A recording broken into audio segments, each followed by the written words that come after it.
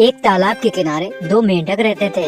वो बड़े अच्छे से ही अपनी जिंदगी को बिता रहे थे और उस तालाब के किनारे दो बैल भी रहते थे। वो दो बैल हमेशा एक साथ काम करते थे और वो जब भी तालाब के किनारे पानी पीने आते थे तो हमेशा एक साथ आते थे।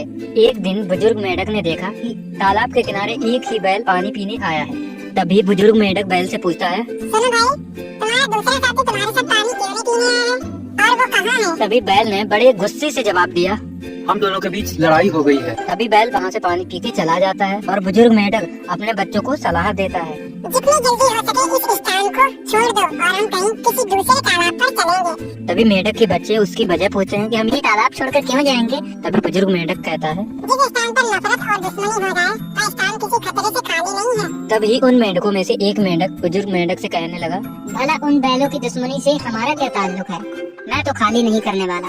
जिसके बाद बुजुर्ग मेंढक अपने बच्चों को लेकर किसी दूसरे तालाब के किनारे चला जाता है। ना समझ मेंढक वही रह गया।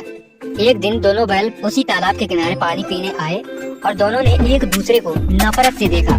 तभी दोनों में झगड़ा होने लगा।